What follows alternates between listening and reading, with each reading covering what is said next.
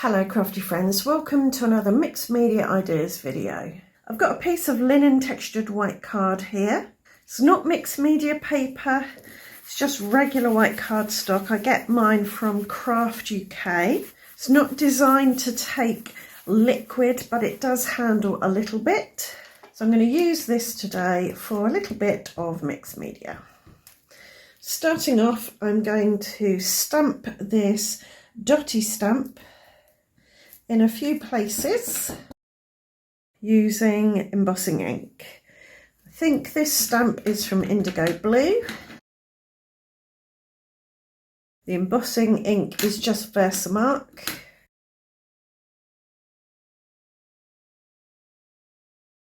Because the paper is textured, I might not get a perfect stamped impression, but that's okay.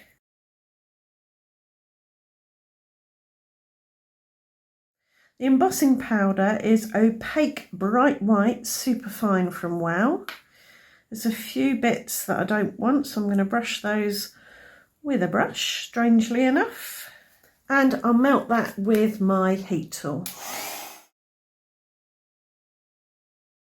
To colour this, now it's cooled, I'm going to use some dye inks from Catherine Pooler. We've got Stone Blue, which is a blue, Serenade, which is a blue violet, and Pixie Dust, which is a violet. So they're all near each other on the colour wheel. So when they mix, they won't make mud.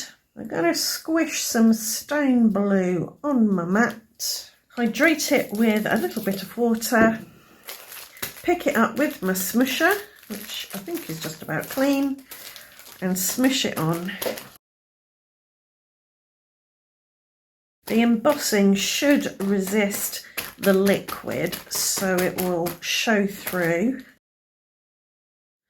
And now for Serenade, the blue violet. If you want to know how to make a smusher, I do have a video linked below that will give you the instructions. So I'm liking that. We've got some texture from the smushing. You can see the linen texture of the card in some places, plus there's the texture from the embossing. I'll dry this with my hairdryer now.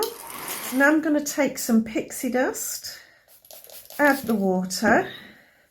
I'm also going to tap in some Cosmic Shimmer White Pearl Mixer Pixie Powder. So, oops, that's quite a lot, probably more than we need. This will make the ink shimmery. So we'll add some shimmery pixie powder on top.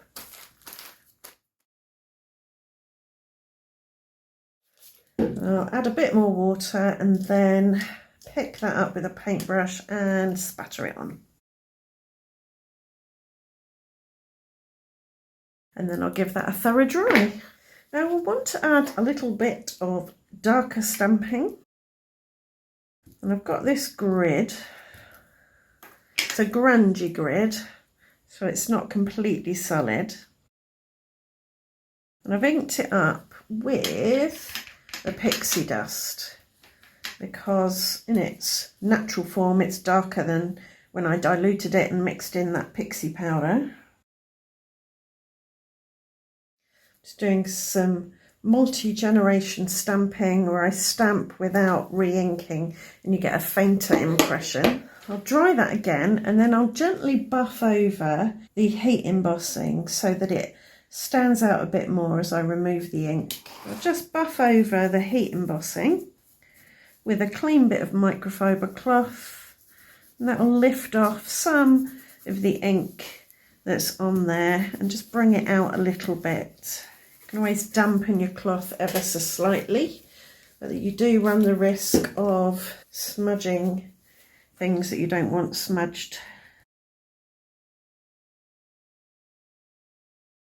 Yep, I think that'll do. Now I'm going to cut this down and I'm going to use some stitched rectangle dies. And I want to line them up so that things look square. So I want to line this one up so this looks square on the grid. Pretty much is okay with the other grids and it looks fine there. with the white bits. Same here. I want this grid here to look more or less straight. I'm very happy with the way that these are cut. I'm now going to mount them on some white card, and I'll use my mini Perfect Layers tool to give them a border of 1/8 of an inch. And to make the edges of the white layer look more die cut and less knife cut, I'm going to run around them with my embossing tool. That will just bevel the edges over. It's a tiny little detail, but I think it makes all the difference. So I've got 3 different card blanks here, a 5x7 inch, 6x6 inch and a 4x6 inch. Before I stick these down though, and I think I'll just work on one card for the rest of the video and show you how the others turned out at the end. Before I stick the panel down, I want to wind some silver thread around it.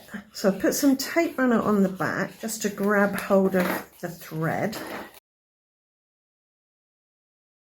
Do my best not to tangle myself up in knots, and wind it round in a haphazard fashion to add some physical texture and some extra shimmer and shine. Just going to wind it horizontally or from left to right rather than top to bottom or anything.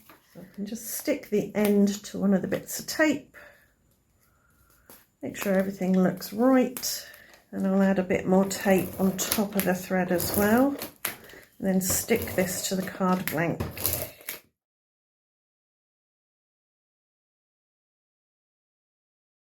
I normally put gold with purples because I love the look of gold and purple together, but I thought silver would work on this card. Keep it cool toned. So this is how all 3 cards turned out in the end. I'll explain how I made the butterflies in a minute, but basically I added 3 butterflies and a white frond to this card over to the left hand side on this 3rd line here, and a sentiment a 1/3 of the way down in the middle of the card horizontally.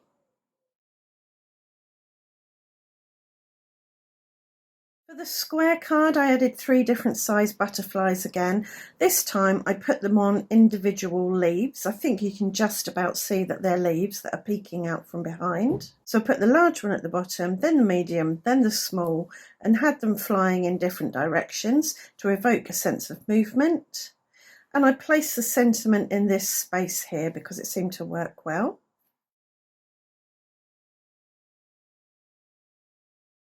And for the 4x6 card, I used a white flower, 1 large butterfly, a butterfly body, and placed that a 1/3 of the way down in the middle horizontally.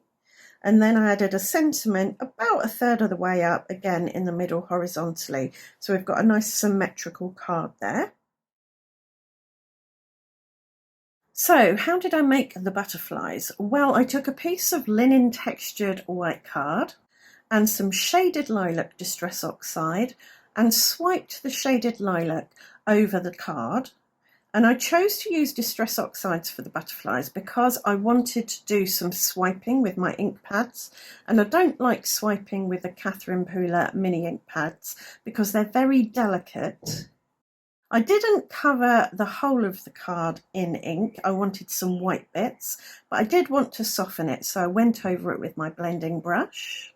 I then added a small amount of wilted violet distress oxide, just swiping it here or there, and again softened it with the blending brush. Once I was happy with that, I gave it a mist with water because I wanted to lift some of the colour and create a variegated mottled background. To pick up the water and the ink, I rolled over some paper towel, and then I gave it a good dry with my hairdryer. Next, I wanted to do some heat embossing, so I dusted the whole thing with talcum powder to remove any moisture, static or oily fingerprints. And then I misted it again and added some big drops of water and sprinkled over some silver, I think it's polished silver, embossing powder from Wow. shook that off and then melted it with my heat tool. And this gave me some lovely bright silver splotches. I then cut lots of butterflies out from it using my 3 different size butterfly dies. I did feel though that they were too similar in colour to the background, so I used a finger dauber and added quite a bit of wilted violet around the edges of the butterfly to define the edges and to help them stand out a bit. And for that first card, as I said, I added a white leafy frond over to the left hand side, and I also cut out some white butterflies which I stuck behind my purpley butterflies, rotating them slightly so that the white would peek out from behind, and this helped them to stand off the background a bit. Once I glued these down, I added butterfly bodies using Silver Nouveau drops. And there you go, that's these 3 cards finished. You'll probably see these butterflies again as I had quite a few left over. I hope you like the cards, I hope you've enjoyed the video, and I hope to see you back here very soon for another one. Thanks for watching, bye for now.